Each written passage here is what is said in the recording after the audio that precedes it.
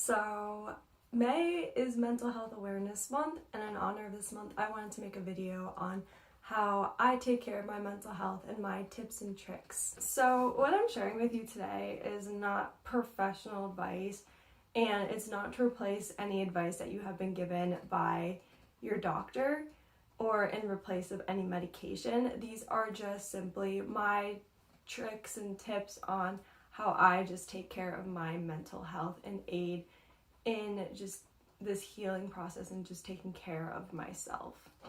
So ever since COVID has happened, I have taken several steps onto taking care of my mental health because I had some extra time and I wasn't busy and all over the place, and I've learned a lot over the past year and I want to share it with you guys. So my first tip is to move your body at least once a day for about 20-30 minutes. So I used to be an athlete in high school, but when I got to college, I didn't want to do any sports, and slowly I just stopped working out.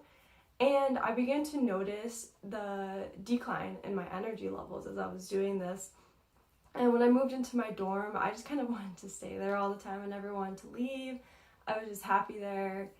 And I slowly just stopped working out. The most amount of working out I would get is walking to my classes, or when I'd go to New York City, because my school is very close to the city, and I would walk around the city, and that was really the most exercise I really got. But if I didn't have class and I wasn't going to New York that day, I probably didn't move my body. Like I probably, got up to go make some food, but that was probably the most movement I would do that whole day, and I would just lay in bed.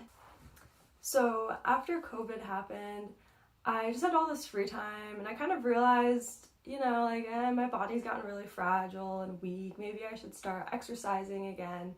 So I just started off with something that was really familiar to me, and that was running, because as I said, I was an athlete in high school and I did track. So running was just natural for me to just start with.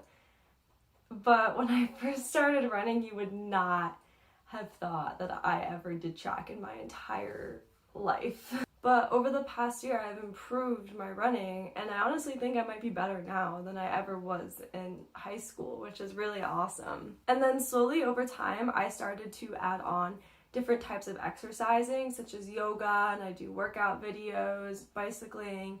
During the winter, I did cross-country skiing. So over time, I just developed more and more ways to move my body and new ways to move my body.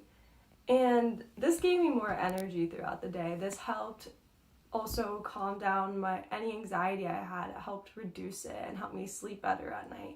There was a lot of benefits to just moving my body for at least 20 to 30 minutes a day. So I recommend that you just start somewhere small, like I did, somewhere familiar for you, or just somewhere that you feel most comfortable starting. And some of these could be yoga, qigong, walking, swimming. You can go to the gym. You can find a new sport to try. Or even just going outside and gardening, that's moving your body too. So wherever you feel most comfortable starting, just start somewhere.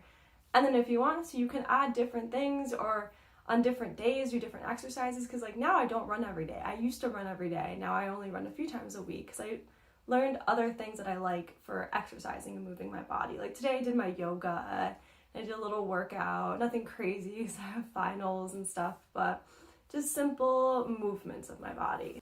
So my next one is, I think, an obvious one, but maybe for a while it hasn't been that obvious because it's slowly becoming less and less stigmatized, and that is to talk to a therapist or someone who's a licensed professional who can help you out.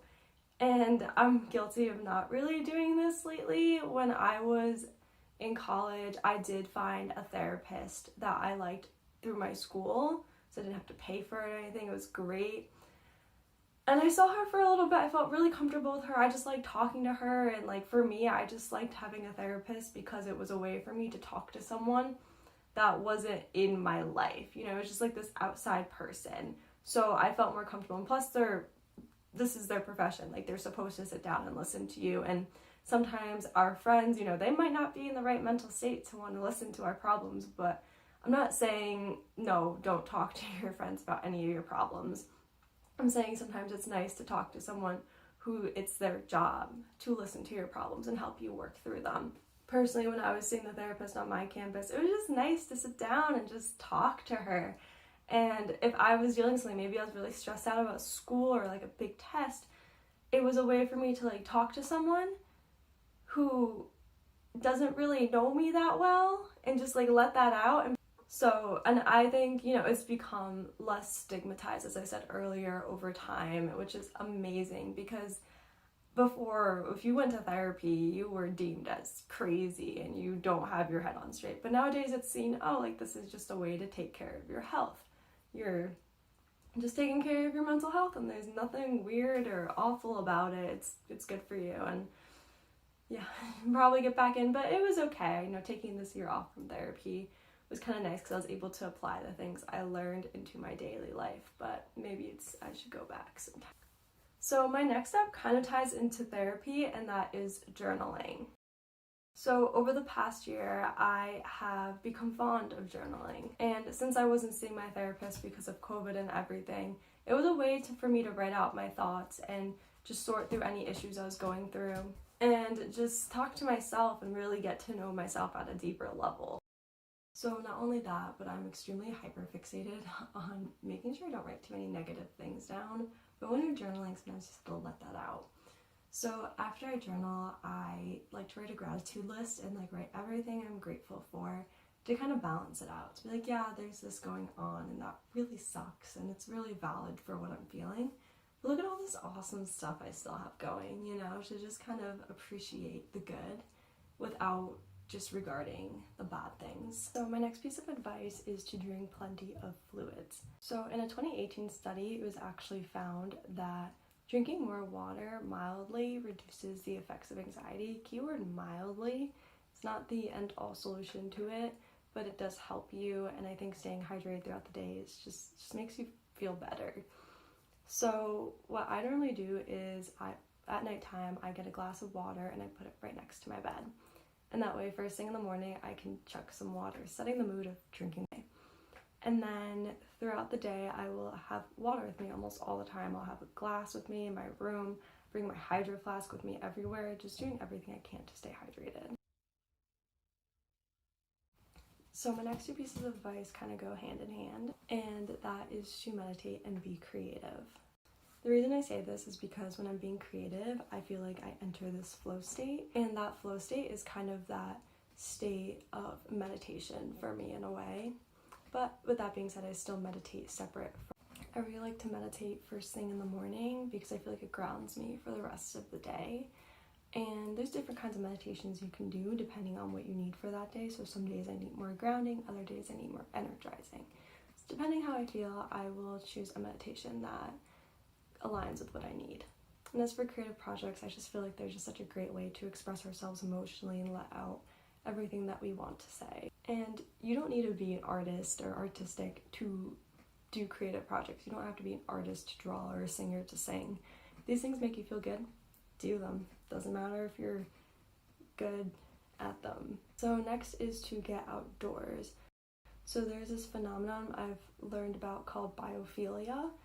And according to the Merriam-Webster dictionary, biophilia is a hypothetical human tendency to interact or be closely associated with other forms of life in nature, a desire or tendency to commune with nature.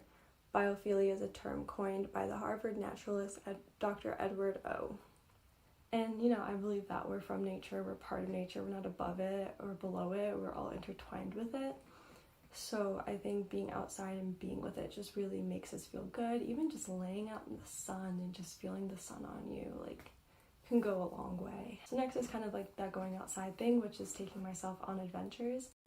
I've learned a lot about myself by just taking myself out on adventures and being alone and just having fun alone. I used to be the type of person who thought I had to have people with me when I'd go out in order for it to be meaningful.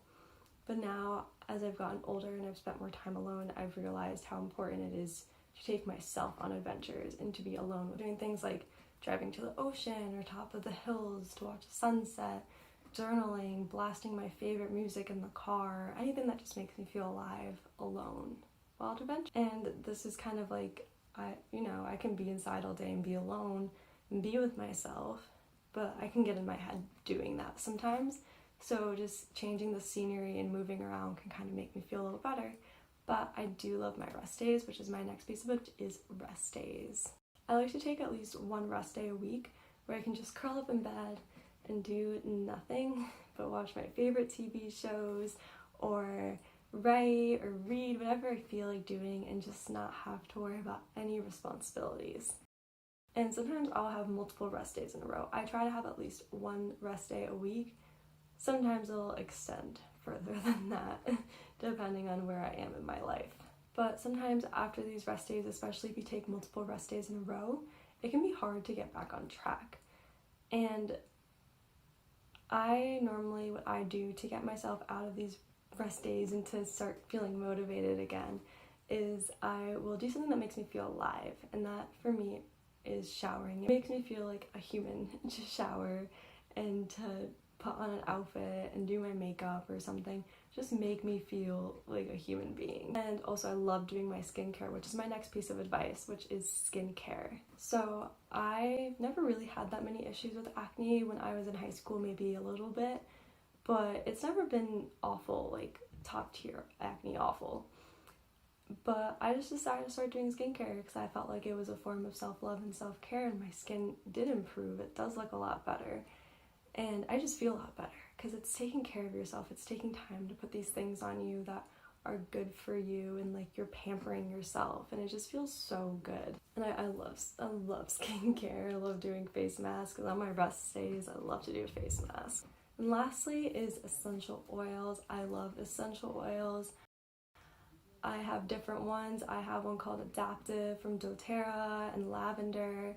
I like those when I'm feeling a little more anxious. And then my peppermint and wild orange help me have more motivation when I'm feeling unmotivated. And whatever I need, sometimes I combine them all together because I need all of that. And it just really helps me getting my day started and staying motivated throughout my day and calming down my anxiety. And I just love oils, they're not, the end-all solution for a lot of people. They might be. But anyways, again, these are not medical advice. This is just stuff that helps me and aids me and helps me improve my mental health. Thank you for watching. Bye.